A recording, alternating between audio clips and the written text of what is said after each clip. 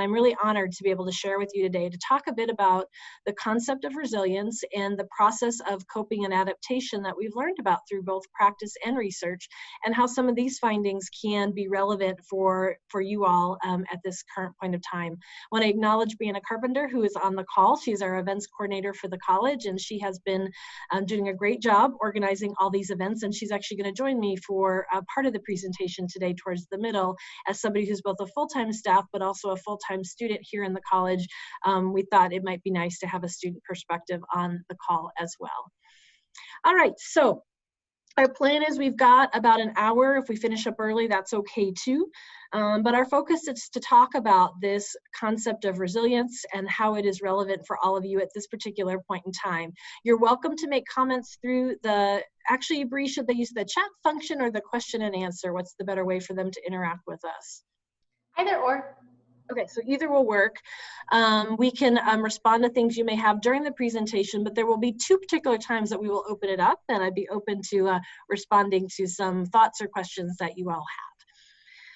So I think the timing of this third virtual event is perfect because as we all are responding, we're about 7 weeks from the point of time that we here in Arizona were being most recognizing our need to adapt to the COVID-19 situation.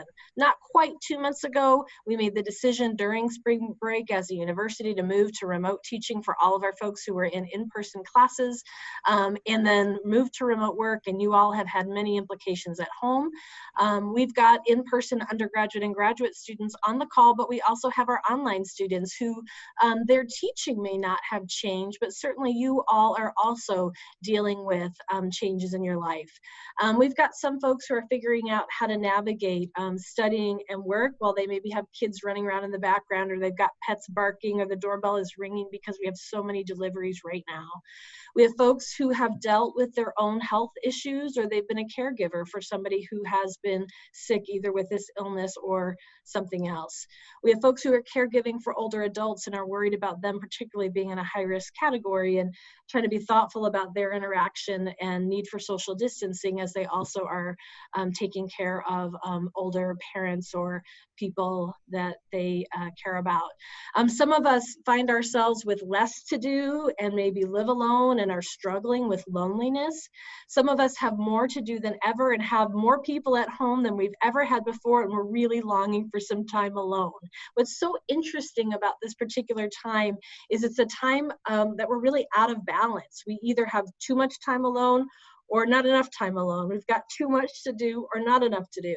When we have a crisis like what's facing our nation and our world right now, what's really beautiful is that often initially people really step in, jump in, take care of one another, take it on with a very positive spirit. But research suggests that as time goes on, when a crisis sort of moves beyond a crisis, but towards the place of having to accomplish coping and adaptation, we start to get a little bit weary, meaning that the positive goodwill that we might have had the first week or two is starting to dissipate.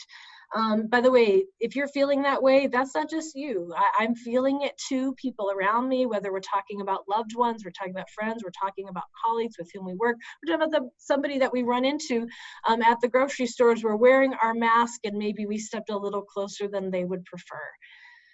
There's no question that our level of stress is heightened and has been heightened now for an extended period of time. Our bodies are made, and brain science tells us that we have a fight or flight that actually makes us more capable in the context of a crisis. But the problem is the way that that works is that's a temporary response.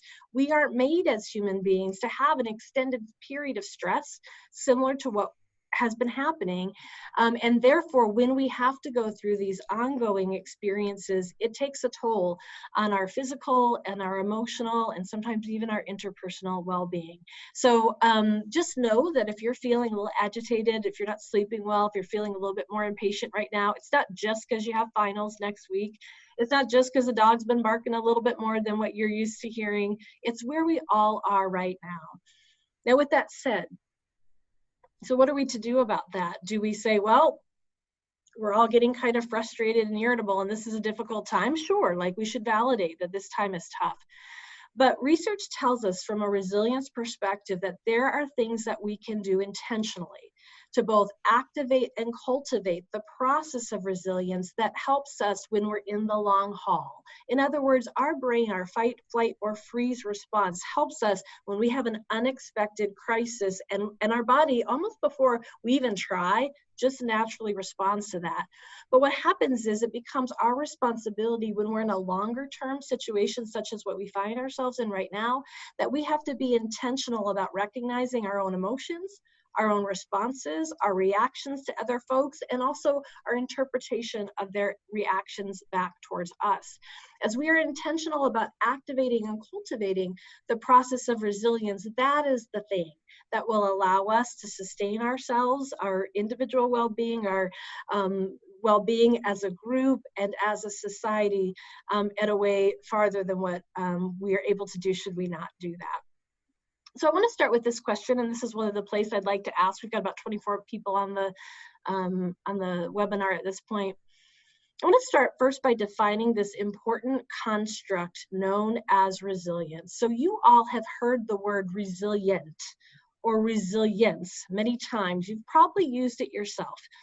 I'm curious to ask you as a group, and if you can answer either in the chat or the question and answer spot, when you hear that word, what comes to mind? What do you think resilience is? And that'll help us collectively define our terms for today. What do y'all think? So one person just mentioned that resilience is the ability to bounce back quickly. I completely agree with that. It has to do with a hardiness, a sturdiness. It does assume that there was some difficulty or challenge, and it's our ability to rebound from that. Bree, were there any others? Yeah, someone said the ability to effectively adapt to change and perseverance. So I love that. So yes, it is about bouncing back, but it is an adaptation process. So resilience is not a one point in time thing. We're not resilient or not resilient. There was one time that we actually thought that, but research has showed us that actually resilience is a process. So you might find yourself at different places along the process. It doesn't mean you're not resilient. It means you're in the process of coping and adaptation. So it involves having some adversity. It does involve bouncing back quickly, but it also is a process of coping and adaptation that happens over time. Anything else, Bree, that I missed? Self-compassion and non-judgment. I love that. I think that we're getting at partly what it helps activate the process of coping and adaptation. Some forgiveness of ourselves, some patience as we're dealing with something that's difficult, but that also means some patience, kindness, and forgiveness for the folks who are around us during this challenging time as well. I think one of the things that makes this time complicated is sometimes when we as human beings are going through something difficult, it might just be impacting us or maybe the people in our closest sphere, but maybe people at work aren't impacted by it. So they have the ability to reach out and care for me if I'm going through something personally. Sometimes something's happening for somebody at work, but it's not impacting the folks that I live with at home, and therefore they're able to reach in during that challenging time. What's so difficult about our current circumstance is there's not one single human being that's not being impacted by what we're going through right now. And so that's what's challenging. It's not like there's a group who can wrap around those of us who are going through the implications of COVID-19. We all, to some extent, are having implications. And I think that's what makes this time particularly unique. Bree, anything else in terms of the comments that I haven't yet referenced? No, I think many people have just talked about overcoming change and coping with stress and adversity and challenges. I love that. So resilience is the ability to cope and adapt over time to adversity. And somebody else mentioned perseverance. Absolutely. It's sticking in there during the challenging times that we have. Now, I'm going to talk now about the research. In fact, let me do a quick screen share here so I can show this to you. I think this might help. Okay. So, let's see here. Let me just check my ability to forward. Okay, there we go. So let me explain where this concept of resilience from a research perspective comes. Y'all have probably heard of research that has a risk focus. So in other words, somebody that has a high number of risk factors, things that they've experienced, whether they're things that have happened to them or choices that have made that put them at risk for negative outcomes or in some way reduces their well-being. A common example would be smoking. If I were to ask you, what is smoking a risk factor for? Many of you would say cancer, and many would specifically say lung cancer, some type of lung issues. So if we know that something like smoking puts us at higher risk for a health problem, or in other words, according to the screen, reduces our well-being, and in this case, I'm talking about our health, that is super important research because it tells us what to do from a prevention perspective. If I know that smoking increases my risk for poor health outcomes, I can do something about that. We as a society can advance educational campaigns to encourage young people not to smoke. Myself as an individual can make a decision to try to eliminate behavior that puts me at risk for a health outcome that I don't want to have. When we talk about social science, we have this same type of risk-focused research. So many of you have heard about the fact that if a young person grew up in a family where there was an addiction, they're at higher likelihood of either struggling with the issue of an addiction themselves or partnering with somebody who has an addiction themselves. Again, this research has been around for several decades. Many of you have heard this already. So if we know some of the things that impact us from a social science perspective, same thing, it's really important from a prevention perspective. So in other words, if we know that family violence is impacted by financial well-being. In other words, if somebody's struggling with poverty, that's a risk factor for family violence. We're more likely to have violence in our family if somebody experienced poverty. We can enact social programs that can decrease the likelihood of the negative outcome, the poor well-being of having violence in the family by doing all we can to deal with poverty. Okay. But now here's the issue. That's super important. I love prevention. Anytime we can prevent things from happening, we should. I think a lot of what we're doing with our physical distancing right now is to try to prevent the ongoing spread of COVID-19. So risk-based research is important. The problem is, though, if we only look at social issues from a risk perspective, what do we do when there's a situation when somebody has already experienced that risk? What if a child did grow up in a family with addiction? Are we to throw up our hands and say, well, geez, you're at high risk for having an addiction yourself or partnering with somebody with addiction, not much we can do about that? Frankly, I think that answer is completely unsatisfying. So while I know that certain risk factors can increase the likelihood of harm, it doesn't mean it always happens. And in fact, as I mentioned the studies earlier about somebody that grew up in a home with a parent who struggled with alcoholism, you all know folks who grew up in that situation and yet they don't currently have a problem with alcohol or another addiction. So just because something increases the likelihood doesn't make it deterministic. In other words, it doesn't suggest that there's nothing else that can intervene in between that risk factor and that outcome that ultimately can mediate or moderate the impact of that negative experience. So resilience research takes a more complicated and I think a really important look at outcomes for folks. Okay, hold on one second. I'm struggling with my screen here. There we go. So what you see here is a more complicated equation where somebody who is high for risk factors, but also is high for something that we call protective factors can still end up with positive outcomes or high levels of well-being. So from a health perspective, somebody who might have a risk factor because maybe there's a genetic predisposition to heart disease, let's say, but then they engage in healthy behaviors such as exercise and eating right, they can actually squash the negative impact of that risk factor and ultimately have positive outcomes. The same is true when we're talking about our emotional and our interpersonal health. We may have experienced risk factors. We today may be going through a high level of stress because of the COVID-19 situation.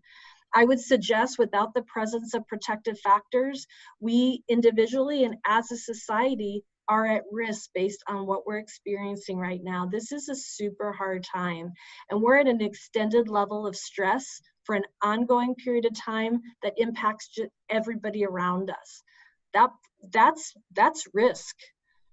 But what I want to bring to you at this point is a word of encouragement that is absolutely supported by many research studies over and over that suggest if we build up that thing in the middle, you notice that thing that says protective factors, some people call it resiliency factors, some people call these things strengths, whatever you call that thing in the middle of this equation, if we activate and cultivate the protective factors that can squash the stress, the risk that we're at right now with COVID-19, it ultimately can lead to better outcomes for us individually and as a society.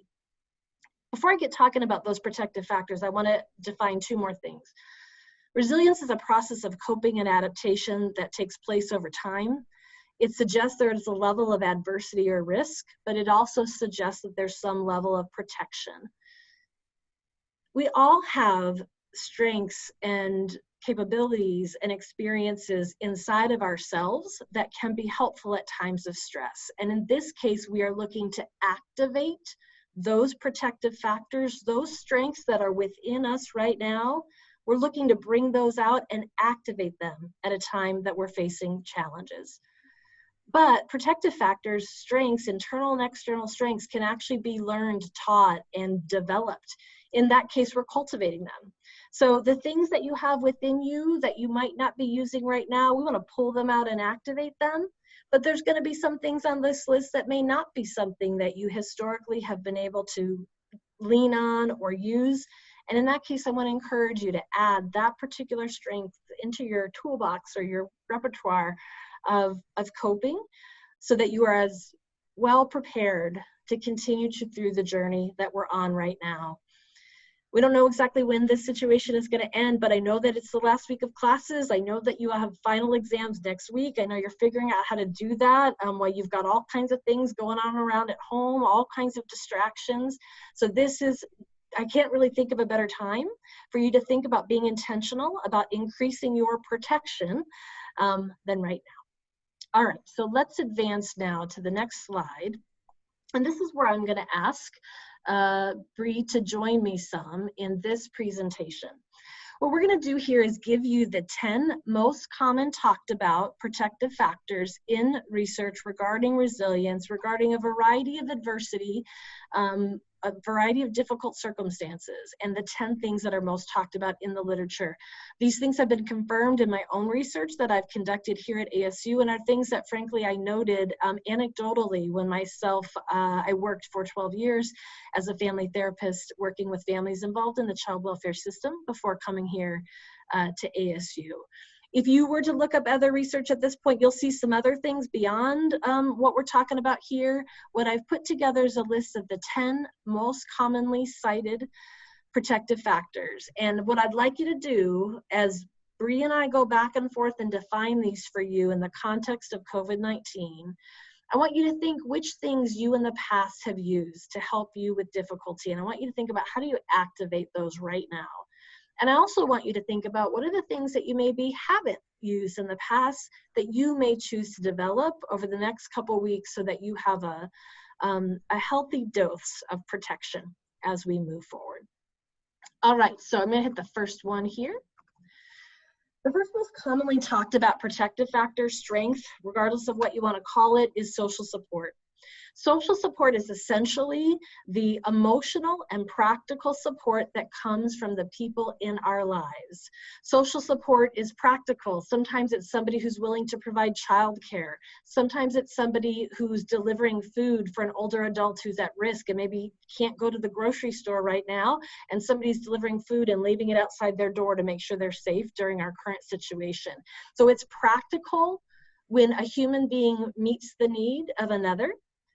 And it's emotional when we lend a listening ear, a word of encouragement, a sense of care for somebody who is in our community. So Libby suggests that we all long to belong. It's one of my favorite quotes. I love that. We all long to belong. We're literally made to be in relationship with one another.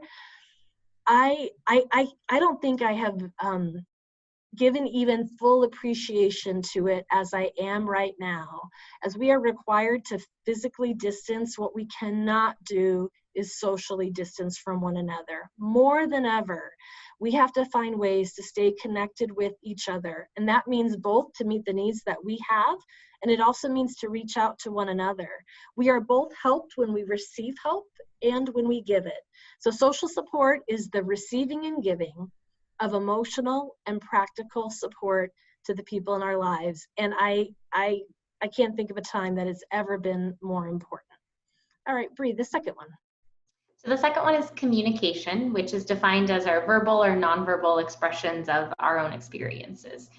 So this includes, like our facial expressions, written communication, and then when we talk to those that are in our social support systems. Particularly, I think communication has been extremely important during COVID-19, right?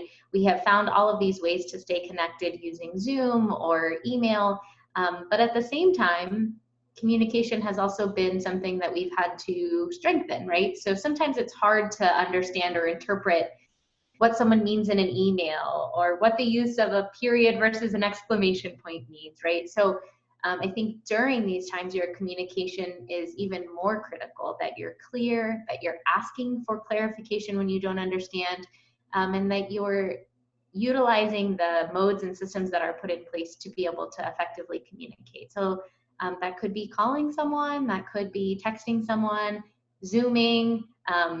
Zoom isn't quite the same as seeing people in person, but it is easier than an email, right? You can pick up on someone's verbal and nonverbal. I can see when somebody smiles right now or things like that, where I might not be able to do that in an email. So in this particular context, communication is an important protective factor to enhance. So part of what helps us to overcome the challenges that we face are the people in our lives. And the second thing that Bree's talking about that's so important is our ability to express ourselves to the people in our lives.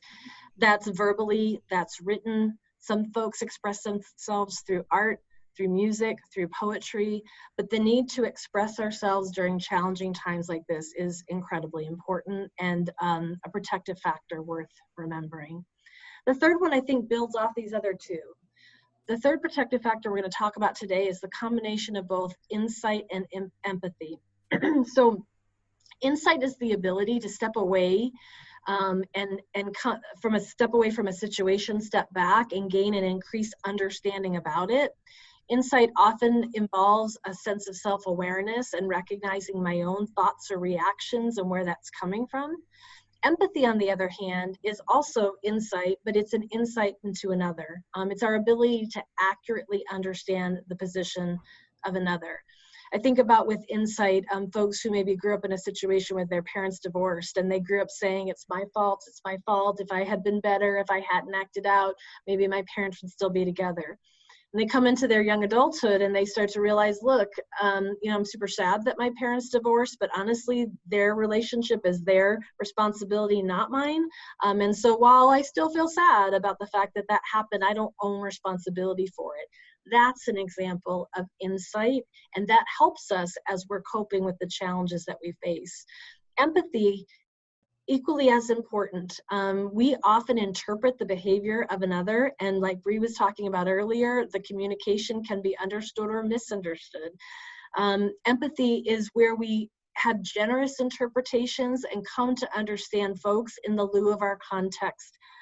So if I was standing a little too close to somebody in the grocery store, that I understand that that's not that they didn't like me or that they're irritated with me, but it's really just that they're afraid. And they're trying to be thoughtful about the recommendations coming from the CDC. And rather than getting frustrated with them being a little bit bossy about me standing 6 feet away, instead I should understand they're coming from a place of fear and also coming from a place of trying to be responsible in terms of what's expected of us right now. So our interpretation of ourselves and others are really an important part of insight.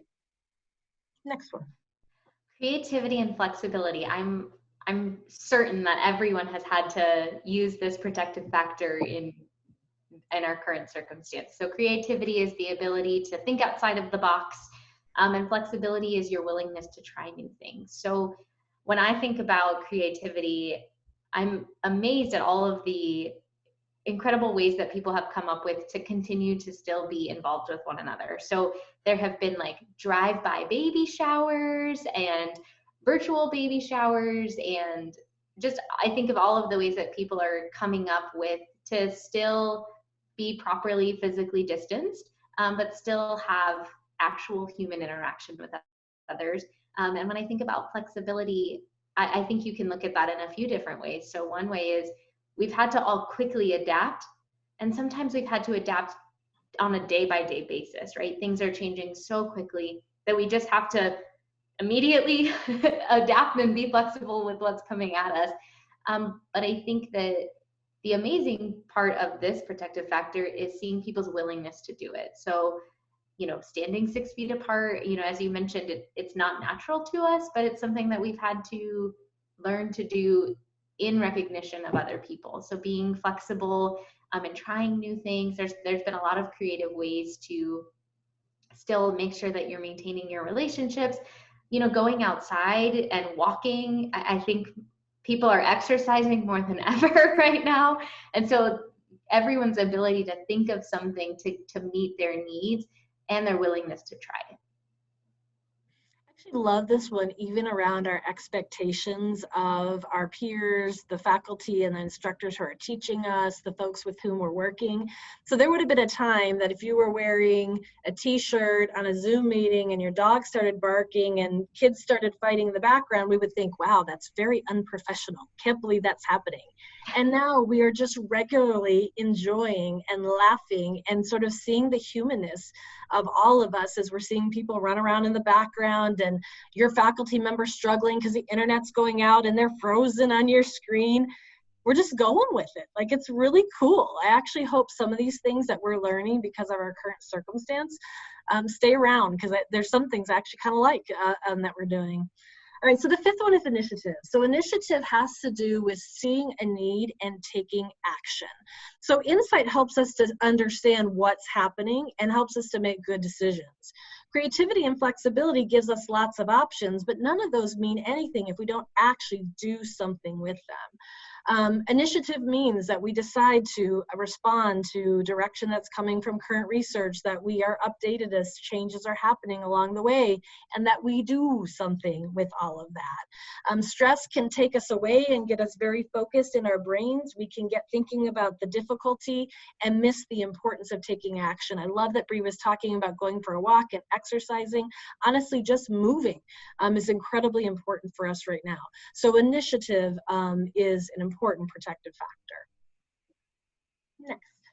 Commitment is having some sort of drive or purpose that guides our decisions and our choices each day. And I think that in a time where it can be very easy to see all of the hardship, the negativity in the world, and feeling quite helpless, right? Like, I think it's easy to get to a place of feeling like, well, I can't solve the virus. And I think that can lend itself to having us struggle with our commitment. So our commitment is part of actually being flexible and creative, right? Adapting to the circumstance and saying, I really took all my classes, and I'll speak just for myself. I took all of my classes in person because I focus better in person. I like the human interaction, and I don't particularly like online classes.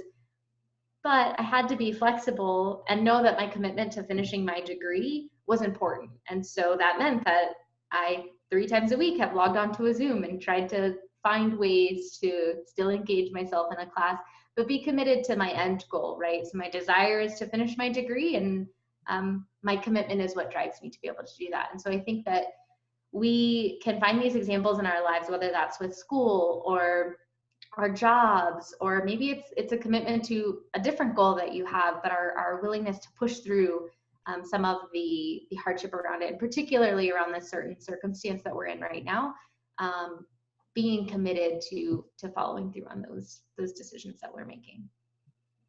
So I love that this particular protective factor fell on Bree to share. I can't think of anyone more committed to be completing 2 master's degrees 2 years after finishing her undergraduate degree while working full-time, and also just, completing an internship and adding extra things to her plate, because that's just who she is. You already see evidence of all of these protective factors in her life before even getting to the place of coping with our current challenge. But here's what I love about this. Bree is an example of who our students are. The vast majority of you are doing the same thing. You are finishing your classes this week, finishing the final paper and final exams that you have next week. Some of you are graduating, some of you are finishing your first year.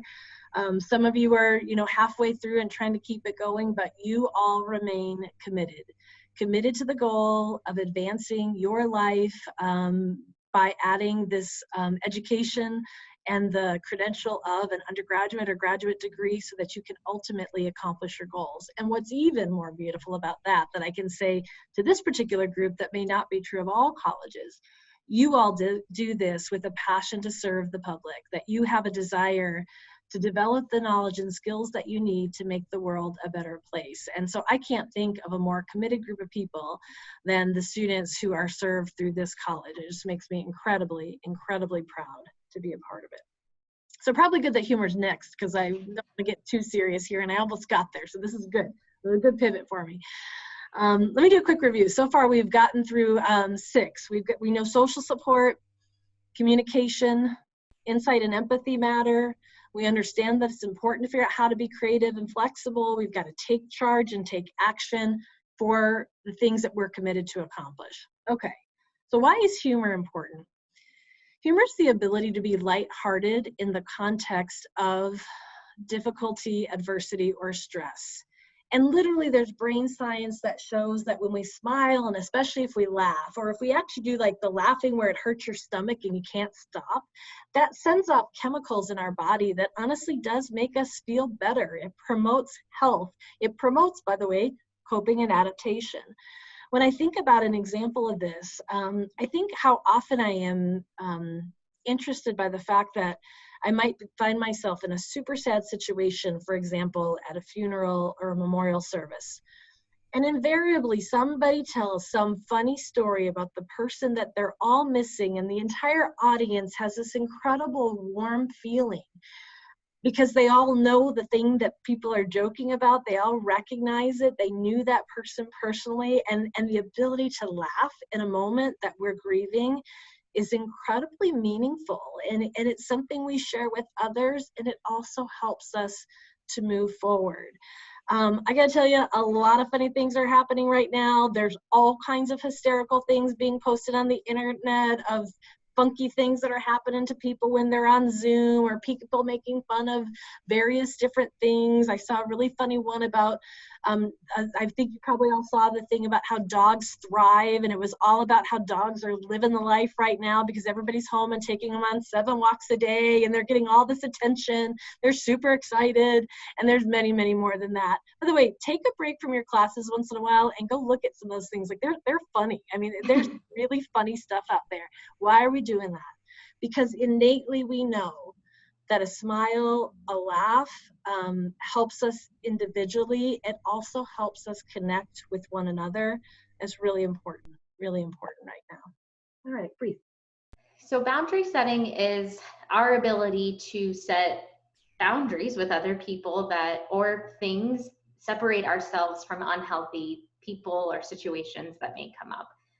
So right now we're literally boundary setting, right? We're trying to stay home. We're not leaving the house. We're setting some physical boundaries, but this can look like a lot of different things. So, on a practical side, it may look like for a student saying, no, we shouldn't be going out right now, but we're not going to go visit our friends. We're going to stay home because we need to finish our homework, and it's super critical that I get this capstone paper done, right? So sometimes it's boundaries with ourselves and saying, my commitment to my goal is important, and I need to set this boundary by saying I'm not going to go out and hang out with friends to meet my goal. It can look like, setting boundaries around how other people interact with you. So I think like even the masks and the 6 feet of distancing, while those are physical boundaries, they're boundaries that relate to ensuring that our health and the health of others around us are respected and thought of. So boundary setting can look like emotional settings, right? With other people, maybe that's in relationships with families and friends, but it could also look like physical boundaries, and particularly in our situation right now, they tend to be more physical. So I want you all to notice this list for a moment and notice how many of these things interact with one another. How do we know when it's time to set a boundary with somebody who's unhealthy or to not be in a situation that's not good for us if we don't have insight? The insight allows us to recognize this is not a situation that's going to help us remain committed and accomplish our goals. And we have to take initiative and make the decision and take action to separate ourselves from something that's unhealthy.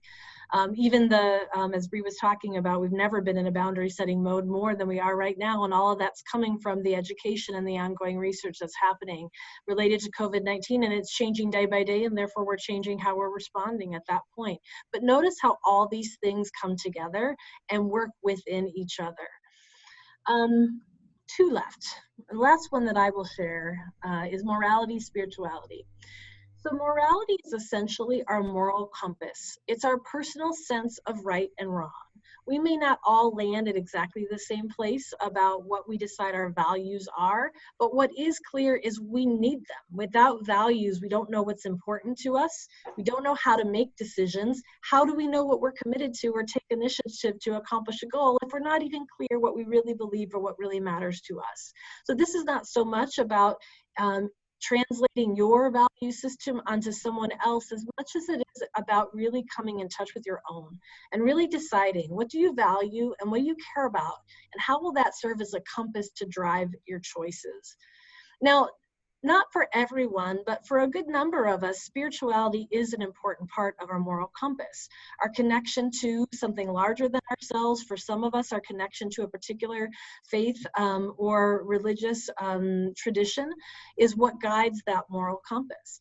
And I think about for folks like that, essential spirituality is extremely important right now as we're questioning the meaning of life and why is this happening and why are we going through this without some sense of comfort and something bigger than ourselves. It's extremely difficult to cope with what's happening right now. I also think for those of you who are connected to a particular faith tradition, I really want to encourage you to either stay connected or re-engage. Very difficult in our current time of physical distancing because our faith communities can't currently convene. And so any way that you can figure out how to remain connected, I think is an important part as you are coping with the challenges that we're facing. All right, and the last one, Bree. Ooh, appraisal. This is probably one of my favorite ones. So it's attaching positive meaning even to really difficult and hard circumstances.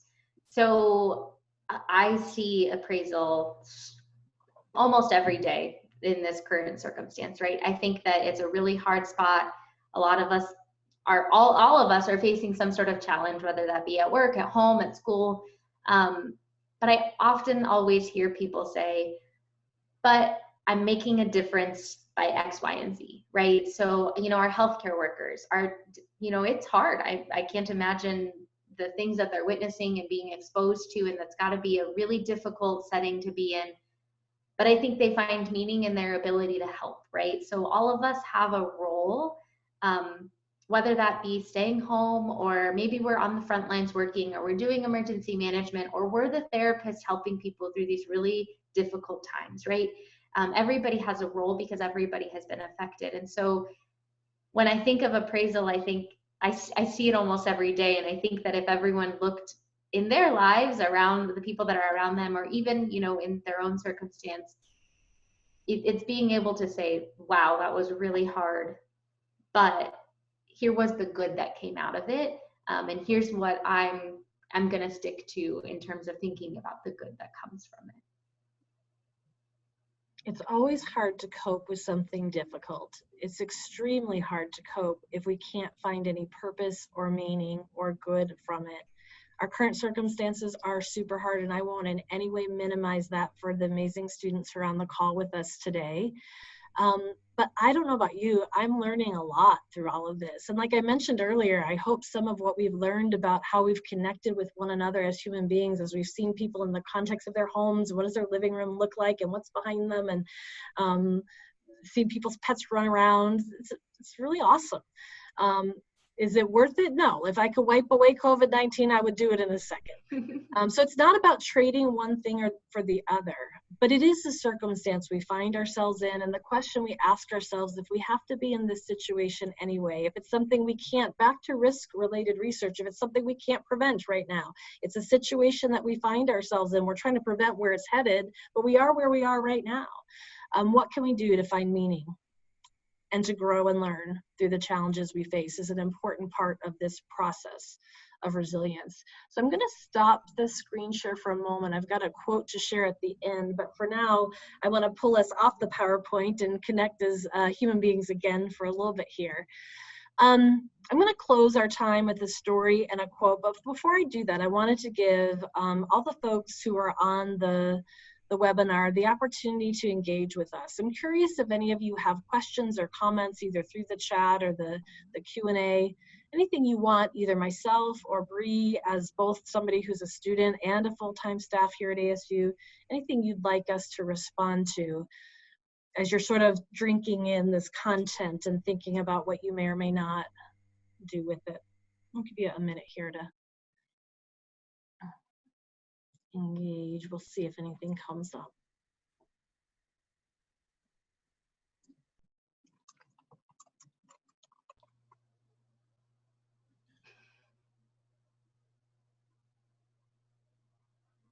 I almost said, oh, we've got one, but it was you. Well, I was just looking at Stephanie's nice comment, and I felt the need to respond to her when I had a chance to look up. Okay. So the first question is, are all of those skills able to be learned, or is it a matter of finding the ones that work for you? It's actually a great question. So there was a time that folks thought that these particular skills were natural strengths and we sort of had them or we didn't. And there's no question that some people naturally are more humorous than others or more committed than others. I mean, if you think about somebody who spent their whole life preparing for the Olympics, they definitely beat me on the commitment zone. So we have some natural tendencies towards some of these. But we now know that they can be taught. So even if you work on me and my self-discipline, I'm not the best on that particular front, I can grow in that, in the protective factor of commitment. I'll probably never quite be like somebody who has been working towards the Olympics for 17 years of their life, but I absolutely can grow within the capacity of who I am. So all of these things can be taught. Let me say this as well. The good news is it's actually not necessary that you have to have all 10.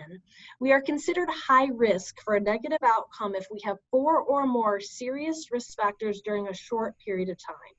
Generally, people seem to feel that we need somewhere around 4 pretty substantial protective factors or strengths, internal or external, internal being the things about me, external being the things about my community, that help me cope and adapt with the things that I'm facing. So if humor's not quite your thing, that's okay, as long as you've got insight and initiative and commitment to carry you through.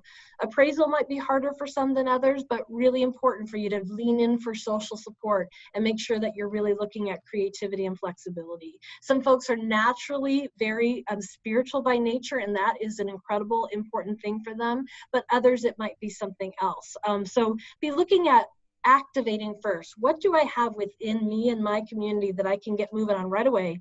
And maybe what's 1 or 2 that I might grow at and build over time. Other things, Bree, you're seeing in the chat. Another question that came through was, how do you recommend applying this information to marginalized communities, maybe such as the homeless population?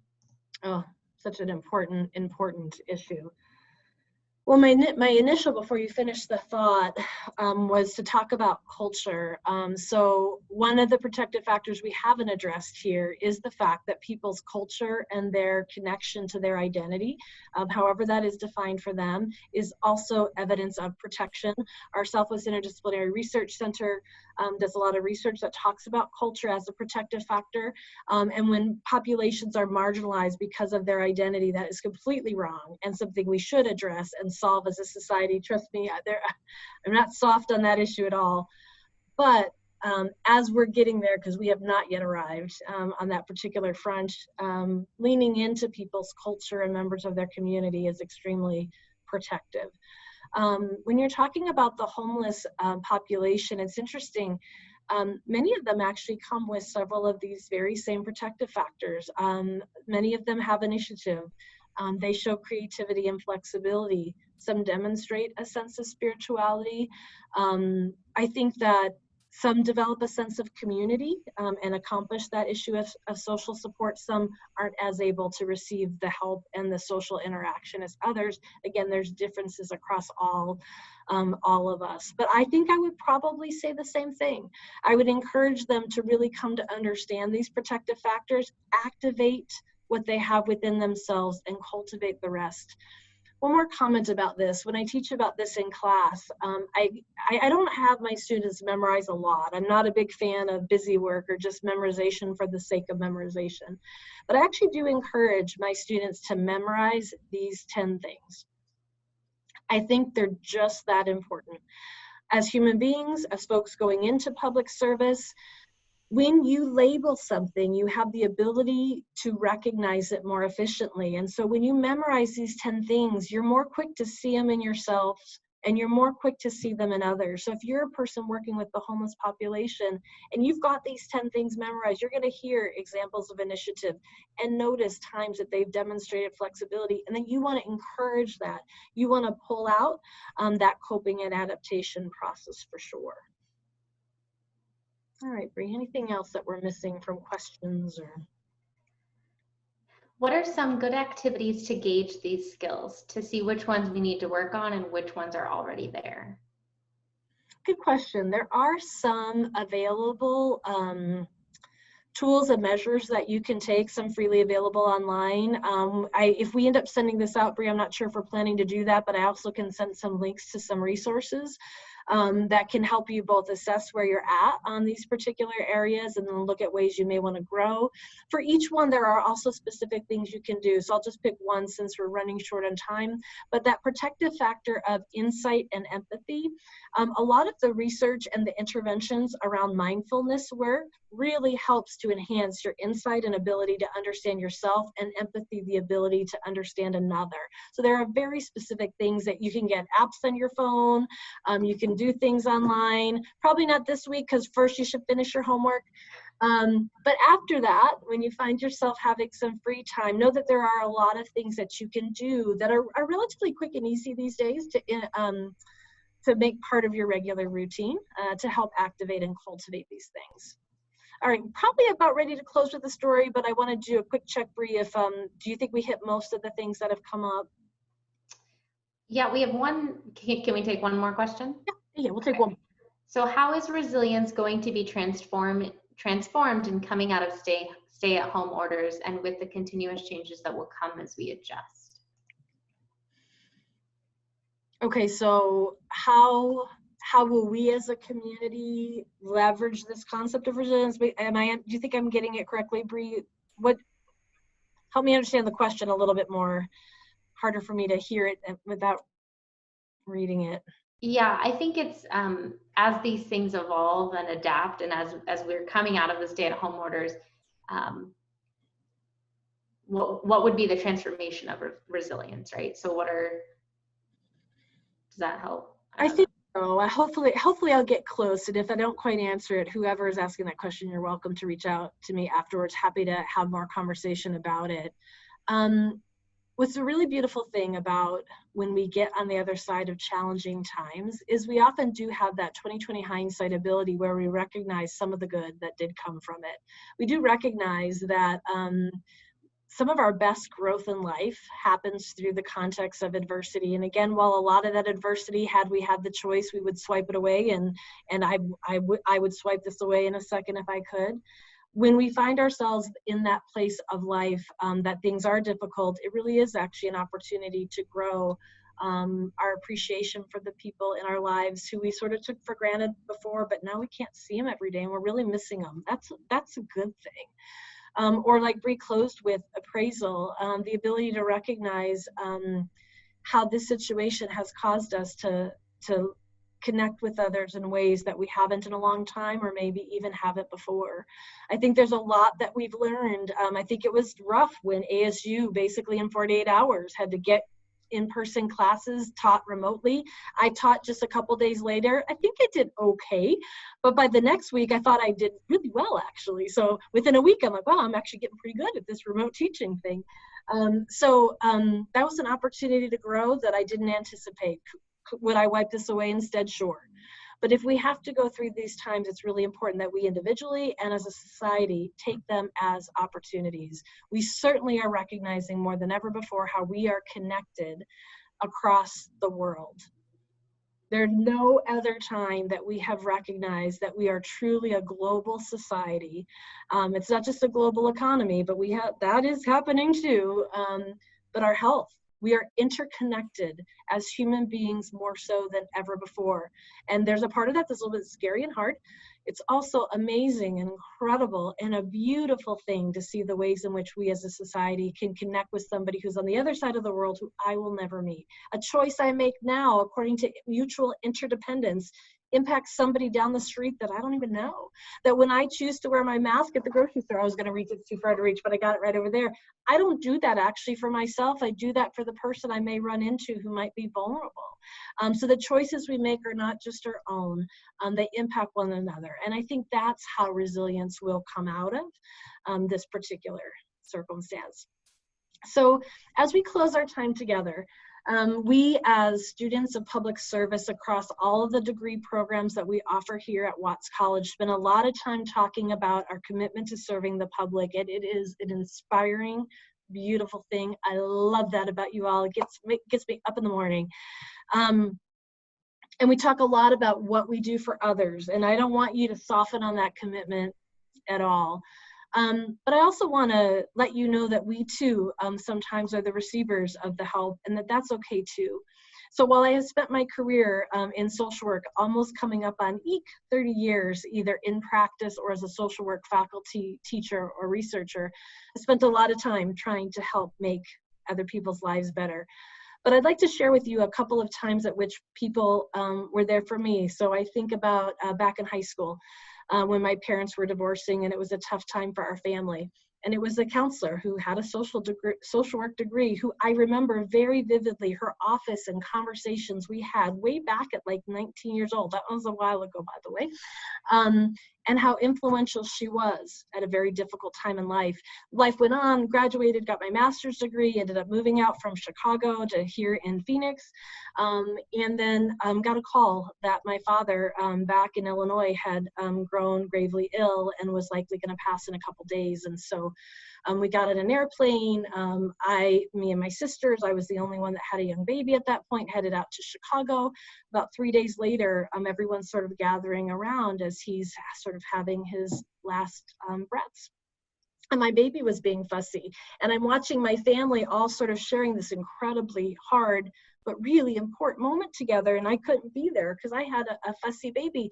And it was actually the nurse in the hospice unit who took my baby and held him for the 30 minutes that I needed to say goodbye, and that was a gift.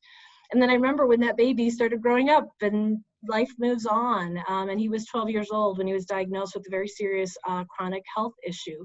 And wouldn't you know that it was a social worker at Phoenix Children's Hospital who reached out to us in the hospital, one of the visits we had there. And then guess what? A couple weeks later, we went back to school and had to figure out how to accomplish accommodations for him with his testing in lieu of his health problems. And who was it? But a school social worker, counselor who came to make sure that our needs were met. And I could go on and on.